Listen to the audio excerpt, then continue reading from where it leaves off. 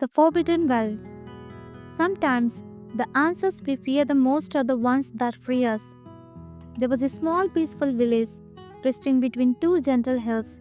Life there was simple: mud houses, small lands, children running around, and fields stretching far and wide. But the edge of the quiet place stood something everyone feared: an old stone well covered in thick creepers, almost hidden by time. People called it the Forbidden Well. An old belief said whoever touches its water will lose everything. That fear lived in every heart, passed down like an unwanted inheritance. Nobody questioned it, nobody went near it.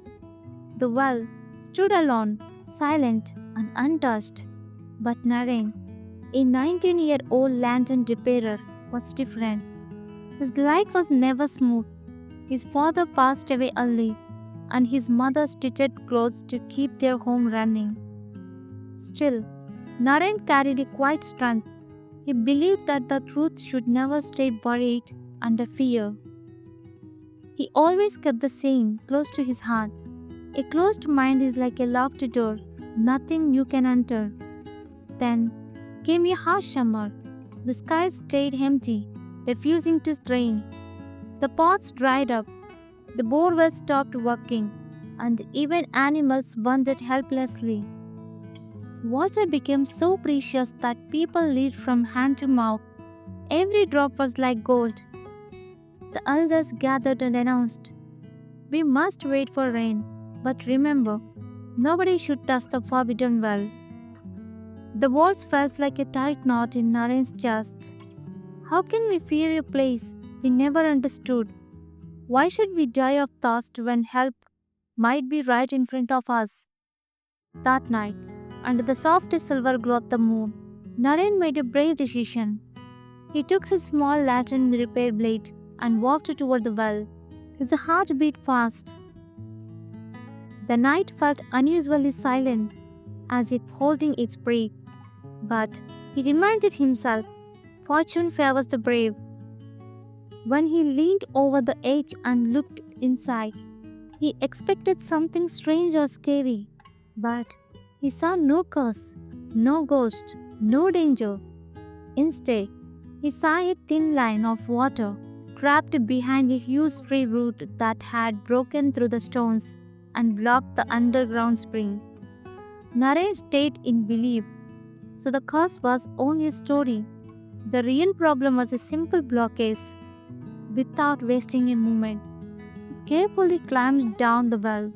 His hands slipped, sweat ran into his eyes, but he kept going.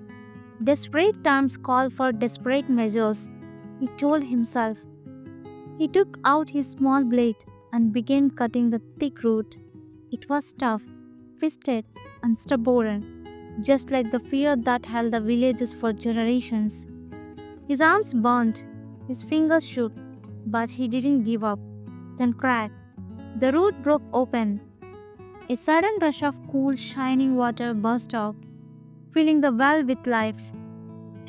The sound echoed like a celebration.